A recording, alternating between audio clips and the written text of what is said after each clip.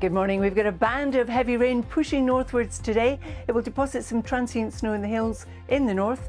Behind it, we're looking at a mixture of sunshine and showers, windy conditions. It doesn't turn much colder until Christmas Day evening. Carol, you look sparkly on the inside and the outside. Good morning. Bless you, Naga. Thank you. Good morning. Good morning to you both. Good morning to you too as well. Now, if you're just stepping out, it's a cold start to the day. There's some frost across parts of northern Scotland and Northern Ireland and also Northern England. But for the rest of us, it's fairly mild. There's also fog to watch out for this morning across Northern Ireland, East Wales, the Midlands into East Anglia, Yorkshire and Lincolnshire. So a couple of hazards out there.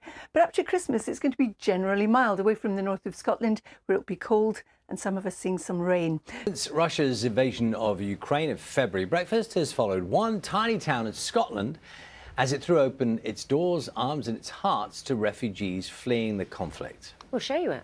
This is Castle Mingis in Highland, Perthshire.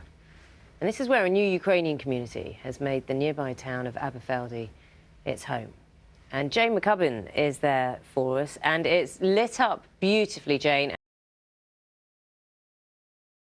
You're always number one. Look at me being nice to you. I know, I'm shocked, but it's very nice. I could get used to it, Naga. Thank you. Good morning, everybody. If you're just stepping out, watch out for fog this morning. There's some in Northern Ireland, East Wales, the Midlands, East Anglia, Yorkshire and Lincolnshire.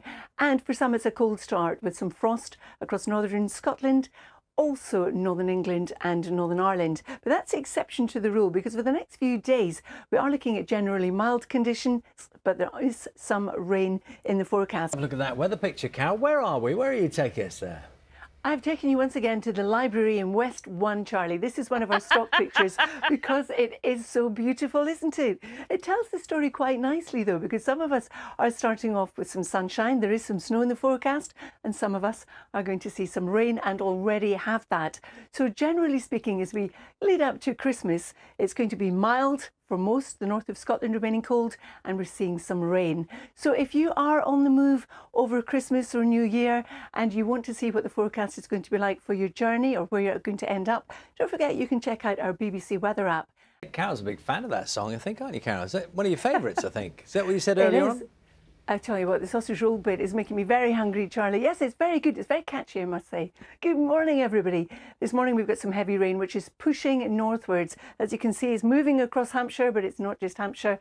It's moving across many southern and western areas, and it's going to continue to push northwards through the rest of the day. And some parts of the northwest might see a white Christmas. Charlie and Naga. Why will you never just say they will? Because it's showers and it's really difficult to forecast where the showers are. It also depends how quickly the cold air travels southwards behind a weather front. There's so many features that can affect it. It might not just be northwest Scotland. We might, before midnight, see some in Northern Ireland. So that's why it's so uncertain, and it's so annoying for me as much as it is for you. No, Stay it's calm, more Carol. annoying Stay for calm. me. It's okay. It's okay. It's more annoying just stay for me. calm.